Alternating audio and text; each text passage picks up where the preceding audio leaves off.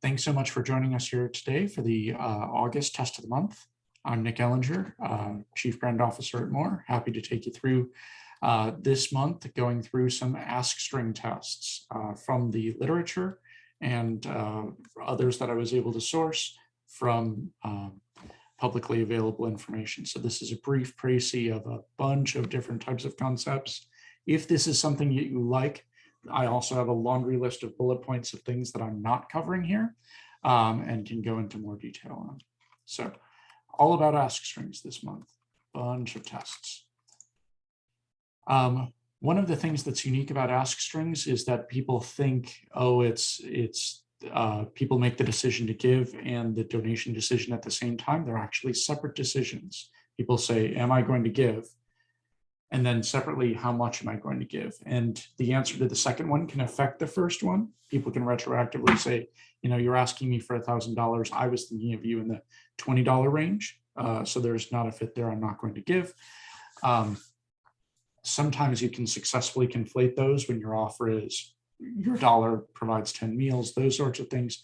But by and large, those are separate decisions. And so when you put an amount into a communication, it can sometimes suppress response rate. This is from our friends over at Next After.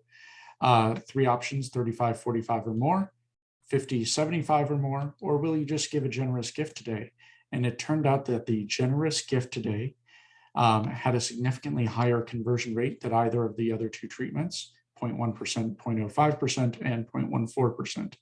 Which doesn't sound like a lot, but it's a 40% increase in the conversion coming from that email. There was also a higher average gift, so you weren't suppressing you weren't suppressing average gift by this technique designed to increase response rate.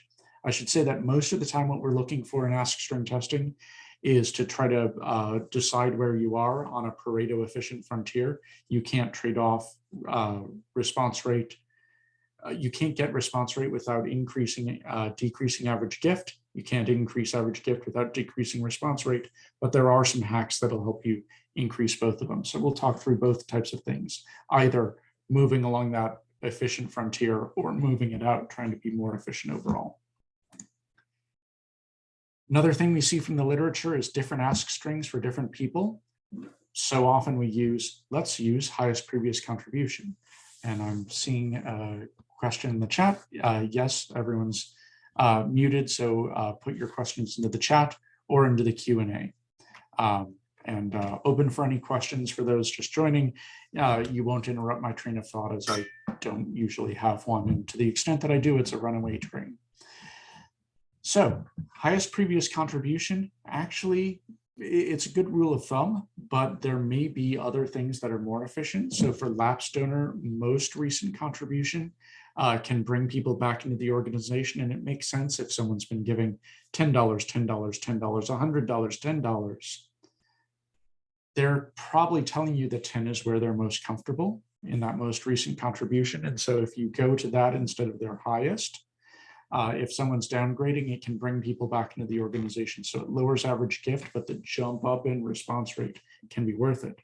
Then for active donors, there's this idea of a mean contribution where you, in this one, you got 0.38 euros per piece, obviously a European study. You can see from the URL, we're picking this up from Belgium. Highest previous contribution, a little bit lower than that, and most recent, a little bit lower than that. And the mean, you know, it's nice because it helps smooth out. Sometimes people give high, sometimes they go low. Let's go to an area that they're probably pretty comfortable with. Now, the trick is that even within active donors, there can be some difference in effectiveness of ask strings. So other researchers looked at how steeply should you accelerate your ask string, and should you move up, down, or the same as their most recent contribution is what they used for their anchoring point. And this gets a little bit confusing. So here's an example here of 20 euros, or you can think of it as dollars, or $100. So if you gave $20 as your last gift and you were in the steepest condition equal, you'd start off at $20 and then do 80% more, and they did an ask string of 4 amounts. So it was $20 to $120. If they started lower, you'd be starting at $10, $20 would be your second amount, and the fourth one would be 65. And starting higher, we're just going to ignore that you have that $20 gift and start you off at 35 and move higher from there all the way up to 200. And so there's how fast does it accelerate and where do you start? The interesting part is that this was different from single donors versus multi-donors. So for single donors, the best thing you can do, according to this study, is do anything but their most recent contribution. Thinking about it, it makes some intuitive sense. Someone who's given only one gift isn't as set in their giving patterns as someone who's given multiple gifts. There's kind of the rule of thumb of if someone's given the same gift twice, they're far less likely to upgrade or downgrade from that. They've found a comfortable rut. Single donors aren't in that place. So starting lower spikes your response rate and doesn't hurt your average gift all that much. Starting with a higher gift spikes your average gift, doesn't hurt your response rate all that much. So those tended to more than pay them for themselves versus starting at their most recent contribution. And you can see that the steepest acceleration is the most effective in those cases. And then for multi-donors, it's the opposite. Working off of their most recent contribution and having your steepest acceleration. So equal works across all gradation levels. And then the steepest acceleration works best for these donors. These are donors who are more set in their ways. They know what they want to give you. And so including that in the ask string as kind of your anchor value gives you the most value. So some key points here, you'll see that you're seeing that everyone's different. In acquisition versus current acquisition, you obviously don't have the same amount of data on donors. So you have to go to the fixed ask string, whereas current donors, you have at least their transaction history coming in. Lapse versus active, you may have different anchoring points. Single gift versus multi, you may have different anchoring points as well. You may want to go up or down based on what your goals are. This also does kind of say, if you're doing an ask string test and you're looking at 0 to 24 month people, single gifts and multi gifts, the insights that you're going to get are going to be a little bit muddled. There may be pockets of lapse donors in there who would have done better with a more recent contribution. There may be single gift donors in there that benefit from something other than their one contribution that they've made as an anchoring point. And so running different tests among different people gives you better results. Some other key points. So everyone's different. Generally speaking, folks tend to use 50%, 1, 1.5, and 2 as the ask string values. We can be more aggressive than we are, accelerating that a little bit faster. This study goes to 80%. You'll see a little bit later on how there's even greater jumps that can be made. For the multi-givers, the best ask string starts with their anchor, the way they think about their giving. For single givers, it's what you think they should be giving. And so how you work with them depends on your goals. Lowering the ask string if your goal is response rates, increasing it if your goal is to increase average gift. Then there's the question of to round or not to round. This is highly medium dependent. So for face-to-face fundraising, something called the pick technique tends to work well, where you throw out a intentionally non-round number to get people's attention and kind of break them out of their patterns. You can picture walking down the street, the appeal, hey brother, can you spare 87 cents versus hey brother, can you spare $1, gets your attention and makes you wonder, hey, why 87 cents? So that type of approach can work in face-to-face fundraising. Sometimes it can work with a symbolic reason. So people who were graduating near the year 2000 were asked for a donation to their alma mater, either with a no ask, with a $20 ask, with their class year. So if they graduated in 2004, they were asked for $20.04, or they were given a random number. And class year ask worked about as well as a $20 ask, which is high praise. You'll see the value of fluency here in a little bit, but only when there was a reason for it. That random number approach didn't work. The pick technique essentially didn't work when there wasn't anything to tie that number to. So you can sometimes drag people higher with an oddball amount in the mail. Make-A-Wish Canada has success with this reply device, where there's only one oddball amount, and it's the average value of the wish. And what they find is that every large-scale mailing, someone writes them a check for a full wish. And so that can be an interesting technique as well. Other than those exceptions, rounding is usually best. It increases fluency, it makes it easy to process. And when we say rounded values, the research that these folks did was on what they called banknote values. So 10, 20, 50, 100, 500, 1,000. If you can picture a bill with that number on it, that's rounding. So you can increase donations by 7% and account for a lot of the difference in revenue. And you find that rounded numbers have a greater pull. And so $100 in particular is kind of a magical value. When you put it into an ask string versus something like $95, it increases average gift and response rate. That rare moving the frontier out. And because you're having a highly fluent value higher up in your ask string, and so you're drawing people higher. And so public radio, they found that when they took $100 out and put $95 in, they decreased their 90+ gifts by 30%. In essence, they were cutting off that part of the tail that you really want by not having a highly fluent, highly attractive value at the top end of their ask string. This is kind of a general theme you've already seen, is make things easy. Anchors easy, dynamic ask strings are easy, defaults are easy. Large differences among ask values are easy because I don't have to think, hey, do I value you at $30 or $35? That's a small difference and not one that we're well equipped to process. So social cues, I haven't talked about, but let's go there now. When you tell someone that other people are giving at higher amounts, they tend to give at higher amounts. So this was in public radio calling in.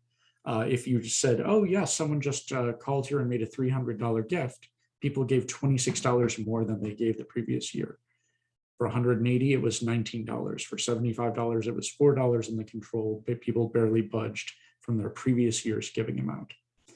And the closer people were to the person who had just given, the more pull there was. So looking at this study, they changed the sex of the person who just called in. So if you were a man, they said, a man just called here and offered, donated $300.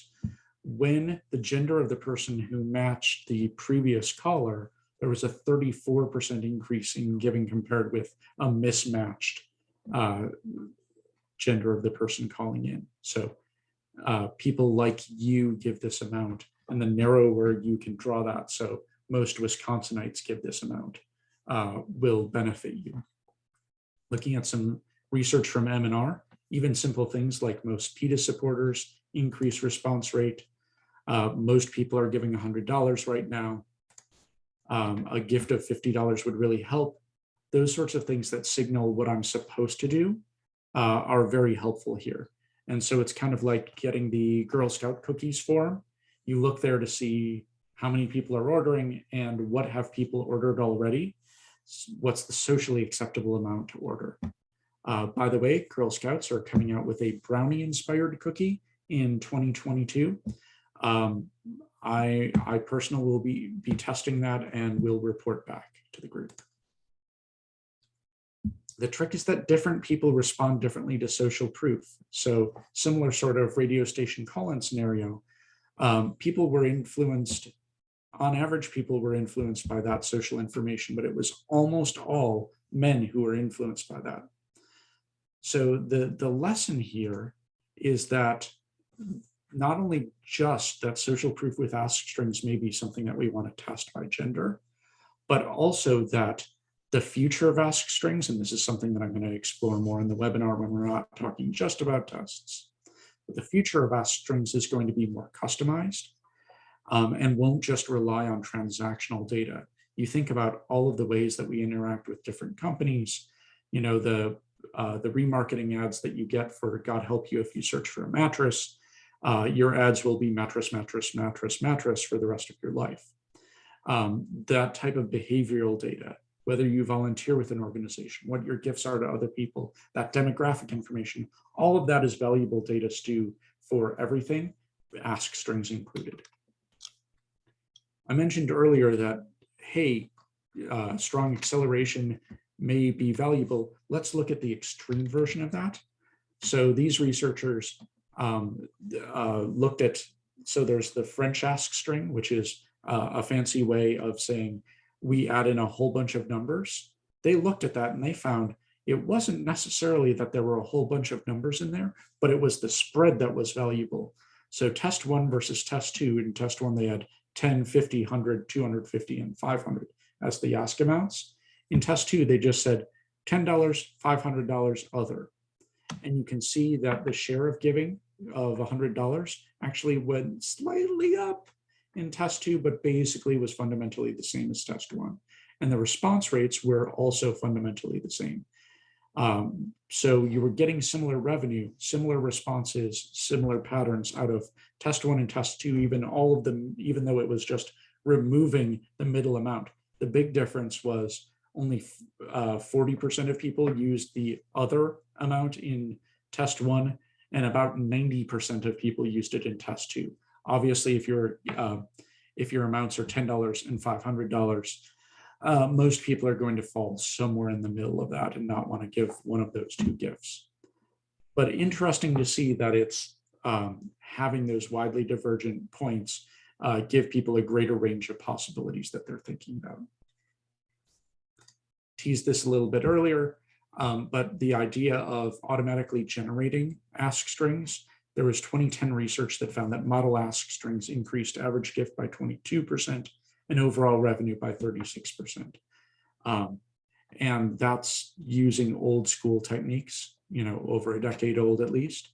And so there's this promise with big data and with our modern algorithms to be able to generate ask strings. So everything you've seen here is good for what we're doing now, but when the robots take over, they'll have all of that taken into account and more. So that was 23 slides of ask stringy goodness, plowed through in about 16 minutes. So questions on any of these, because I know I flew through a lot of the testing. While you're typing into the chat or into the Q&A, let me remind folks that we are always looking for topics. So if there's something that you want to learn more about, we'll be happy to research it and try to bring in the relevant tests. Also, we would love it if you would present, if you have tests that you've run, we love to have active tests in the field. This is all from published research papers. So real tests of, we did this in our program and here's how it turned out would be more valuable. So we have a question. And love all the ask array, but in the test, it should be best not to mention the exact amount correct. I would say correct based on that one study. At the very least, if someone's doing it, if someone on the call is doing it, it's worth testing not doing it.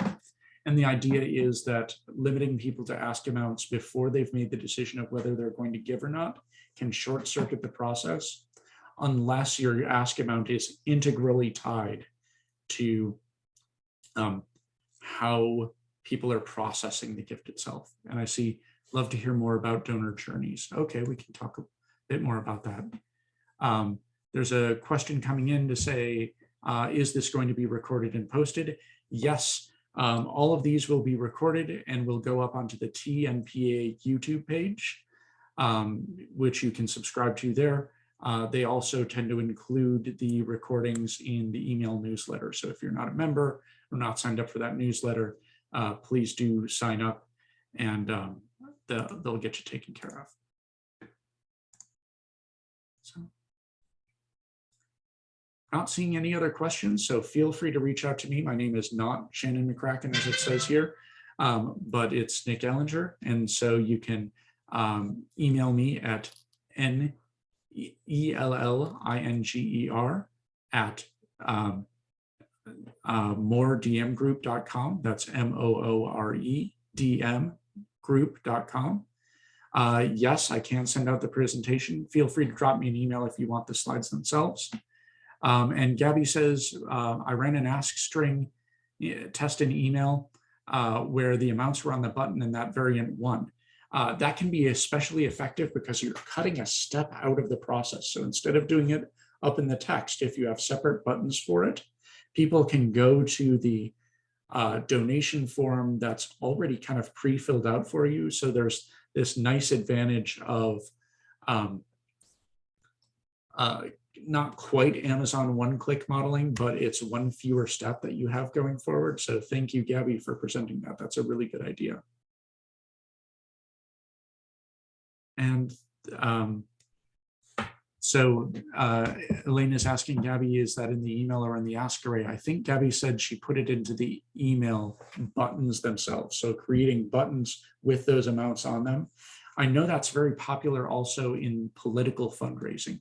People will put buttons with the particular ask amounts on it. There too is a really good way of something that we can learn from them is those broad ask amounts. They will ask you for everything from $3 or $5 usually on the low end, all the way up to the kind of campaign maximum. Jessica says that's also worked for her as well. So good idea on the buttons. And if folks have those tests, would love to present them in September or beyond, because I think already there we can see some interest in that. And Elena says she can share a cultivation test by September. Excellent. So Elena is going to be on the hook for September. We won't want to miss that. Hopefully, Gabby, Jessica, maybe we can share some of those test buttons. And folks, love to see it. Thank you so much for volunteering and sharing your knowledge with the community. One of the great things about the nonprofit community is we don't have to cloister and say, well, this is the way we market Coke. Pepsi should never see this. We really do have a community. So thank you for jumping in. And thank you for your time today. Have a great day. Feel free to reach out if you have any questions.